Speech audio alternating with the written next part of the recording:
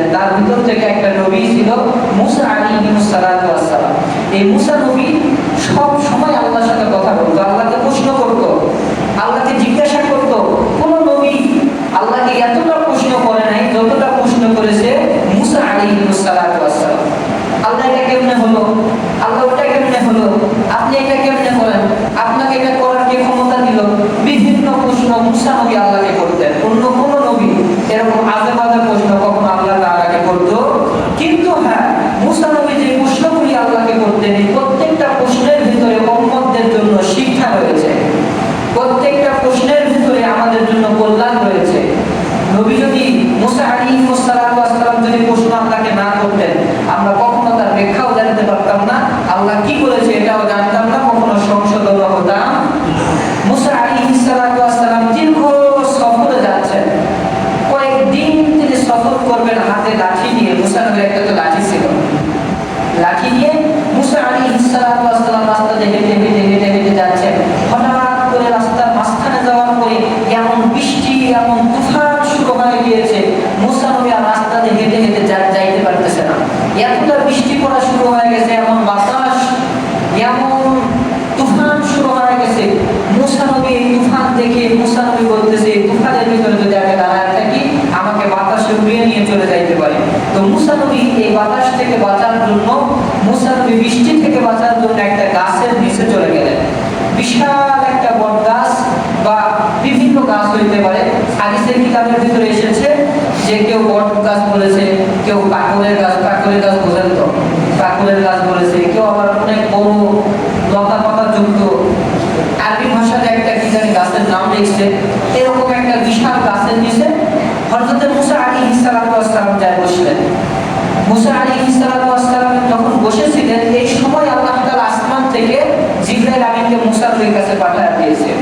মুসা নবীকে ডাকতে বলেন, জিবরাইল আমিন, হে মুসা, আল্লাহ তাআলা তোমাকে একটা খবর পাঠিয়ে দিয়েছে। মুসা নবী বলে, কি খবর?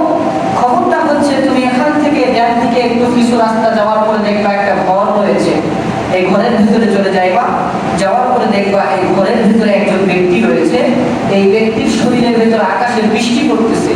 তো এই ব্যক্তির শরীরে যেন আকাশের বৃষ্টি না পড়তে পারে দরজাটা তোমাকে লাগায় দিতে বলেছে। কি বলেছে? কথাগুলো ভালো করে বুঝবেন। দরজা খোলা ছিল, দরজার সাইডে ব্যক্তি শুয়েছিলেন। মুসা নবীকে বলা হচ্ছে তুমি যাই দরজাটা এমন ভাবে লাগায় দিবা যাতে করে সেই ব্যক্তির শরীরে এক ফোঁটা বৃষ্টির পানিও কখনো না পড়তে পারে। তো মুসা নবী চলে গিয়েছে, দরজা লাগায় দিয়েছে। দরজা একটু খোলার পরে তিনি দেখতেছেন গভীর ঘুমে একজন বৃদ্ধ মানুষ বসে শুয়ে রয়েছে, গভীর ঘুম দিয়েছে, ঘুম থেকে জাগ্রত হয় নাই।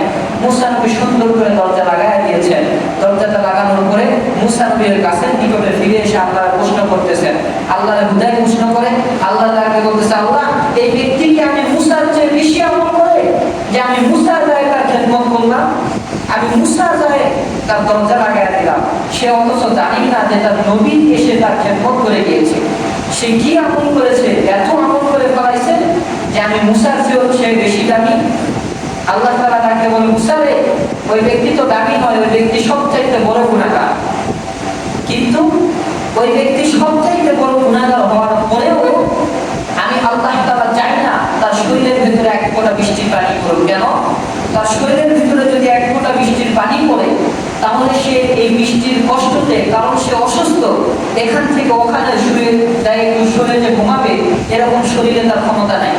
আবার তার পরিবারের ভিতরে কেউ নাই, সে ওখানে শুয়ে আছে, আমি তাকে খাবার দিই, আমি তাকে রিজিক দান করি, আসমান থেকে রিজিক পাঠায় দেই, কিন্তু তারপরে এই ব্যক্তি কোনোদিন আমি আল্লাহর নাম জবানের ভিতরে নেয়, কোনোদিন আমি আল্লাহর প্রশংসা করে নাই, আমি আল্লাহর নাম নেয় নাই, অথচ আমি আল্লাহ ৩৫ বছর থেকে তাকে এই অবস্থায় রেখেছি। আল্লাহু আকবার বলেন। ৩৫ বছর থেকে আমি তাকে খাবার দেই, তাকে সুন্দর করে ঘরের ভিতরে শুয়ে থাকার পরেও তার রিজিকের আমি অভাব দেই নাই, তারপরেও সে আমি আল্লাহর নাম কখনো নেই নাই। এখন যদি বৃষ্টির পানিটা এই বৃদ্ধ ব্যক্তির উপরে পড়তো, এই বৃদ্ধ ব্যক্তি তো সরতে পারতো না, তখন সে ঠেলাই করে বলতো, আল্লাহ আমাকে রক্ষা করো। ঠেলাই করে কিছু কিছু মানুষ আল্লাহরে ডাকে, দেখছেন, অসুস্থ হয়ে গিয়েছে, সংসার অশান্তি, টাকা পয়সার প্রয়োজন, আল্লাহ বিল্লাহ কোনো কিছু নাই, আগে অমুকের কাছে যায়, হাত পাতে অমুকের কাছে যায়, অমুকের কাছে যায়, গোটা মানুষ যখন সব ফেল হয়ে যায় তখন যায় বলে, আল্লাহ আপনি আমাকে রক্ষা করুন।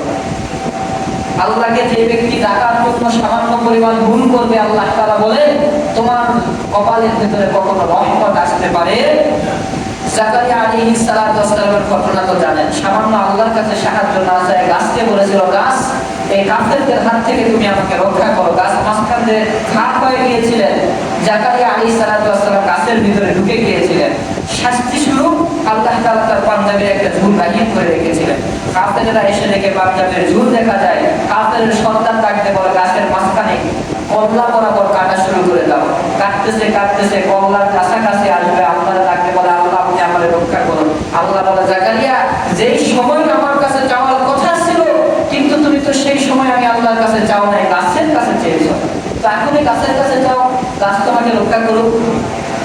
জাকারিয়া নবী ডাকতে বলে আল্লাহ আমার ভুল হয়েছে, আপনি আমাকে ক্ষমা করে দেন, আপনার কাছেই সাহায্য চাওয়ার কথা ছিল, কিন্তু আমি সেই সময় ভয়ে কার কাছে সাহায্য চাবো বুঝতে পারি নাই, গাছের কাছে চেয়েছি, আপনি আমাকে ক্ষমা করে দেন। আল্লাহ বলে নবী তোমার ক্ষমা আমি করে দিতে পারি, একটা শর্ত আছে। কি শর্ত? শর্তটা হচ্ছে কাফেরেরা গাছটাকে কাটবে, তোমার কল্লা বরাবর করা চলে যাবে, তুমি উহ আহ ইস কোনো শব্দ বাহির করতে পারবা। যদি তোমার কল্লাটা কাটা হবে, রক্ত বাহির হবে, তোমার ব্যথা লাগবে, কষ্ট লাগবে, তুমি একটা জবান দ্বারা নিঃশ্বাসের শব্দ বাহির করতে পারবে না। যদি তুমি কোনো আওয়াজ করো, শব্দ করো, নবীদের খাতা থেকে তোমার নাম কেটে বাতিল করে দেওয়া হবে। এই শাস্তি তোমাকে দেওয়া হলো, তুমি চুপচাপ দাঁড়িয়ে থাকো। জাকারিয়া আলাইহিস সালাতু ওয়াস সালাম দাঁড়িয়েছিলেন, তার কাল্লাটা কেটে দেওয়া হয়েছে, রক্ত বাহির হয়ে পড়ে গিয়েছে। জাকারিয়া নবী কষ্টে পুরো শরীরটা একবারে বরফের মতো ঠান্ডা হয়ে গিয়েছে। তারপর জাকারিয়া নবী কখনো ইস শব্দ জবান থেকে বাহির করে, কারণ বললেই যে নবীদের খাতা থেকে নাম বাতিল হয়ে যাবে, এই ভয়ে তিনি কোনো কথা বলে নাই। তো যেই ব্যক্তি আল্লাহর কাছে সাহায্য না চায়, মানুষের কাছে সাহায্য চায়, সেই ব্যক্তির উপরে আল্লাহর কখনো রহমত আসতে পারে। আগে আপনি আল্লাহর কাছে সাহায্য চাবেন, আল্লাহ তো আসমান থেকে টুকুস করে আপনারা দিবে না, কোনো না কোনো ব্যক্তির মাধ্যমে আপনারা দিবে, কিন্তু আগে আল্লাহর কাছে সাহায্য চাইবেন, তারপরে অমুক ব্যক্তির কাছে যাবেন, তাহলেই দেখবেন অমুক ব্যক্তি আপনাকে এসে সাহায্য করবে। আর যদি আল্লাহর কথা ভুলে যায়, অমুক ব্যক্তির কাছে সাহায্য চান, অমুক মানুষের কাছে সাহায্য চান, আল্লাহ বলবে বান্দারে তুই তো আমারই ভুলে গেলি। তো আল্লাহ বলেন ওই ব্যক্তির শরীরে যখন এক ফোঁটা পানি পড়বে, ওই ব্যক্তি ঠেলায় করে বলবে আল্লাহ আপনি আমাকে রক্ষা করুন। তো আমি চাই না যে এই ব্যক্তিকে 35 বছর ধরে আমি খাওয়াচ্ছি, একবারও আল্লাহ বলে নাই, আমি চাই না যে শেষের সময় এসে সে আমাকে একবার ডাকবে, দরকার নাই। এরকম নাফরমান বান্দার জবানে আমি আল্লাহর নামের কোনো প্রয়োজন নাই।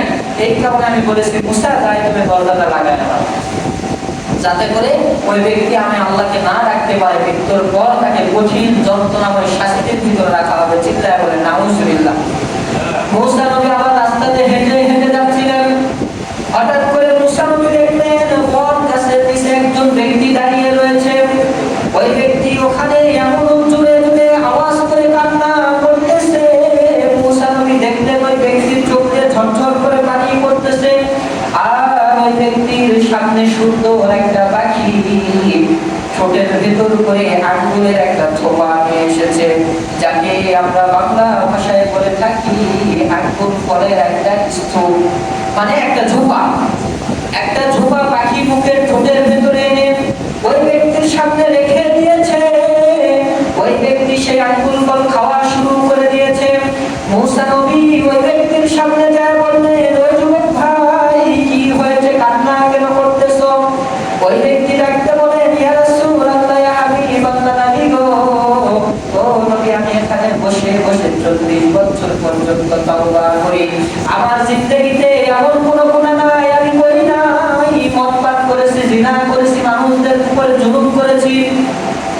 এই সব গুনাহগুলি করার পরে যখন আমি বুঝলাম আল্লাহ ছাড়া দুনিয়ার বুকে আর কেউ নাই, আল্লাহর কাছে ক্ষমা আমাকে চাইতে হবে, সেদিন থেকে নিয়ত করলাম এক জায়গার ভিতরে যাই বসবো, যতদিন পর্যন্ত আল্লাহর পক্ষ থেকে ফয়সালা না আসে, যতদিন পর্যন্ত আল্লাহ আমাকে না বলে তোমাকে ক্ষমা করে দিয়েছি, ততদিন পর্যন্ত আমি এখানে বসে বসে বসে বসে তওবা করতে থাকবো। এই নিয়ত করার পর থেকে আমি 40 বছর পর্যন্ত এখানে বসে বসে তওবা করি। আর এই যে পাখি তুমি দেখতেছো, এই পাখিটা কোথা থেকে আসে আমি জানতাম না, কোথা থেকে আসে আমি জানি না, একটু ফল নিয়ে আমার সামনে রেখে যায়, আমি ফলটাকে খাওয়া শুরু করে দিই, কিন্তু এই পাখি কোথা থেকে এসেছে আমি জানি না। নবী আমার ডাকতে বললেন, ভাই আল্লাহ তোমার তওবা কবুল করেছে নাকি করে নাই, তুমি কি এটা এখনো জানো? ওই ব্যক্তি ডাকতে বলে, নবী মুসা আপনি আল্লাহকে বলে দেন আল্লাহ কি আমার তওবা কবুল করবে কিনা। এইদিকে 40 বছর পার হয়ে গিয়েছে, এখনো পর্যন্ত আমার তওবা কবুল হয় নাই। মুসা নবী আল্লাহর কাছে জিজ্ঞাসা করলেন, ও আল্লাহ এই ব্যক্তি 40 বছর পর্যন্ত আপনার কাছে তওবা করতেছে, কিন্তু আপনি বলেন না এই ব্যক্তি তওবা কবুল করেছেন কিনা। ও আল্লাহ আপনি আজকে বলে দেন এই ব্যক্তির তওবা আপনার কাছে কবুল হয়েছে কিনা। আল্লাহ তাআলা মুসা নবীকে ডাকতে বললেন, ও মুসা ওই ব্যক্তিকে বলে দাও তার তওবা কবুল হয় নাই। চিন্তায় বলেন নাউজুবিল্লাহ, 40 বছর পর্যন্ত তওবা করার পরে এখনো কবুল হয় নাই। মুসা নবী আবার আল্লাহকে বললেন, আল্লাহ 40 বছর পর্যন্ত তওবা করেছে, দুনিয়ার বুকে তো এমন কোন মানুষকে পাওয়া যাবে না যেই মানুষ 40 বছর পর্যন্ত তওবা করবে। তাহলে এই ব্যক্তি 40 বছর পর্যন্ত আপনার কাছে তওবা করলো, তারপরেও আপনি কেন তওবা কবুল করলেন না? আল্লাহ ডাকতে বলে, মুসা রে এই ব্যক্তি সর্বদাই শুধু নিজের চিন্তা করে, অন্যের কখনো চিন্তা করে। আপনি আপনার চিন্তা করেন কিন্তু অন্যের কখনো চিন্তা করেন না। আপনার বাড়ির সাইডে একজন না খেয়ে আছে, অসুস্থ হয়ে পড়ে আছে, চিকিৎসা করার জন্য একটা টাকা নাই, একটা পয়সা নাই, খাবার নাই, ক্ষুধার জ্বালায় চিল্লায়, আর আপনি ঘরের ভেতরে পোলাও, মাংস, কালিয়া বিভিন্ন সুন্দর সুন্দর খাবার খান। অথচ আপনার প্রতিবেশী না খেয়ে পড়ে রয়েছে, আপনি তাকে দেখাশোনা করেন। আল্লাহ বলেন তোমার একটা আমলও আমি আল্লাহর কাছে কখনো কবুল হবে না। বিশ্ব নবী মুসা নবী আল্লাহকে ডাকতে বললেন, ও আল্লাহ এই ব্যক্তি সর্বদাই নিজের কি চিন্তা করে, অন্যের কি চিন্তা করে না। আল্লাহ ডাকতে বললেন, মুসা রে তুমি যে পাখিটাকে দেখেছো 40 বছর পর্যন্ত জান্নাতের পাখি আমি তার সামনে পাঠায় দিতাম। আল্লাহু আকবার বলেন। জান্নাতের পাখি তাকে সুন্দর সুন্দর ফলগুলো খাওয়াতো, সে ফলগুলো খাইতো, কিন্তু 40 বছরের জিন্দেগির ভিতরে সে একবারও কোনোদিন পাখিকে বলে না এই পাখি তুমি কি আজকে খেয়েছ। এই পাখিকে কোনোদিন জিজ্ঞাসা করে না এই পাখি তুমি কোথা থেকে উড়ে আসলা, এই পাখি তোমাকে কে পাঠায় দিয়েছে, এই পাখি তুমি তো আমার জন্য খাবার এনেছো, কিন্তু তুমি কি আজকে আহার করেছ। এই কথাটা কখনো পাখিকে জিজ্ঞাসা করে না। আর যে ব্যক্তি সর্বদাই নিজের টেনশনে ব্যস্ত, অন্যের কখনো টেনশন করে না, মসজিদের টেনশন নাই, মাদ্রাসার কোনো টেনশন নাই, মা বাবার টেনশন নাই, শুধু বিবির টেনশন, সন্তানের টেনশন, দুনিয়ার মানুষের জন্য টেনশন যারা করে না, আল্লাহ তাআলা ডাকতে বলে যতই আমল করুক না কেন, যতই হজ করুক না কেন, যতই যাকাত দেখ না কেন, যতই জিকির করুক না কেন, আমি আল্লাহ তার একটি ইবাদত কখনো কবুল করব না। একটি ইবাদত কখনো আল্লাহ কবুল করবে? নিজের টেনশন করতেছেন, ঠিক আছে, নিজের টেনশন অবশ্যই করতে হবে, কিন্তু তার পাশাপাশি আপনাকে দেখতে হবে আপনার গ্রামের ভিতরে কে না খেয়ে আছে, আপনার কোন ভাই না খেয়ে আছে, আপনার কোন বন্ধু আজকে খাবার পায় নাই, কোন বন্ধু আজকে টাকা পয়সার অভাবে চুরি করতে বাধ্য হয়েছে, আপনার কোন এলাকাবাসী আজকে টাকার অভাবে মানুষের বাড়িতে চুরি করতেছে, এগুলো আপনার দেখার দায়িত্ব আছে না নাই? জবান খুলে বলেন। বাড়ির সামনে একটা কুকুর আসলে লাঠি মেরে কুকুরকে তাড়া দেয়। পাখি যদি একটা বাড়ির ভিতরে আসে তাকে ঢেল মেরে তাড়া দেয়। নবী আমার বলেন তুমি যে খাবারটা খাইছো এই খাবারের ভিতরে কয়েকটি পশু পাখির হক রয়েছে, তোমার গ্রামের কুকুরের হক রয়েছে, তোমার গ্রামের পাখিদের হক রয়েছে, তোমার গ্রামের ভিখারীদের হক রয়েছে, তোমার গ্রামের গরিব মিসকিনদের হক রয়েছে। তুমি যে খাবারটা খেয়েছো এই খাবার থেকে সামান্য খাবার তুমি কুকুরকে দাও, এই খাবার থেকে সামান্য খাবার তুমি পাখিকে দাও, এই খাবার থেকে সামান্য খাবার তুমি ফকির মিসকিনদেরকে দিয়ে দাও, এই খাবার থেকে সামান্য খাবার গরিব এতিমদেরকে তুমি দান করে দাও।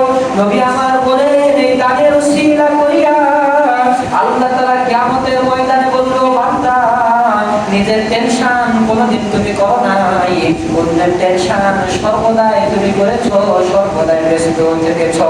আমি আল্লাহ আজকে কিয়ামতের ময়দানে বললাম আমি আল্লাহ আজকে শুধু তোমারই টেনশন করব, তুমি যতই গুনাহ করো না কেন তুমি বিনা হিসাবে জান্নাতি। আল্লাহু আকবার বলে।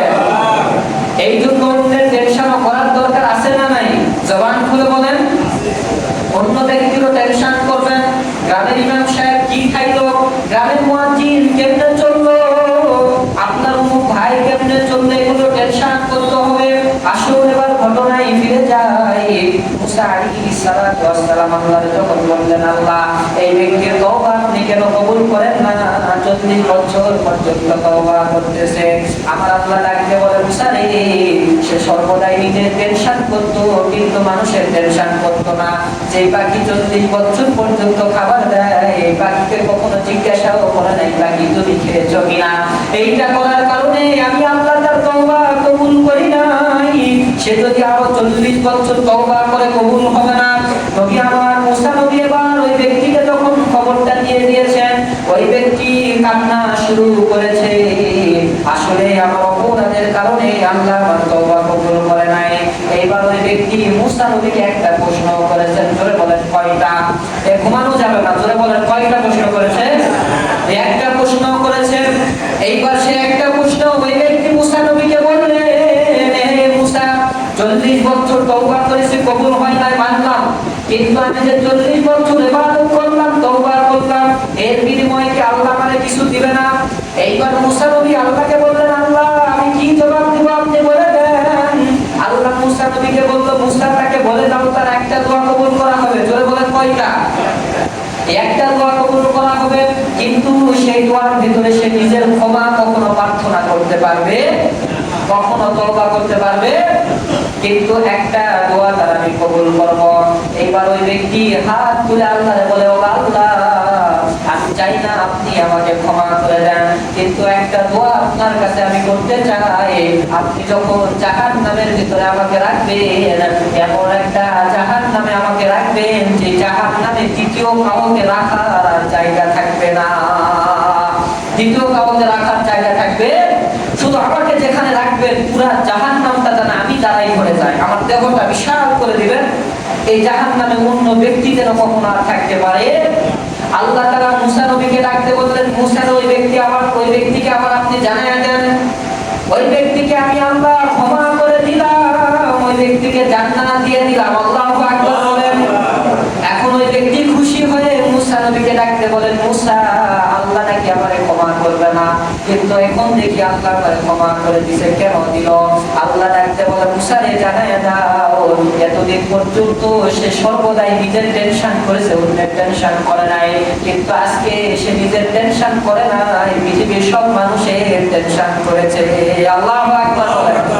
এটা কি মানুষের টেনশন নয়? সে বলেছে, আল্লাহ আপনি আমাকে যে জাহান্নামে রাখবেন আমি দ্বারাই যেন জাহান্নাম করে যাই, অন্য কেউ যেন জাহান্নামে ঢুকতে পারে। তার মানে বোঝা গেল অন্য কেউ জাহান্নামে যাক, এটা ওই ব্যক্তি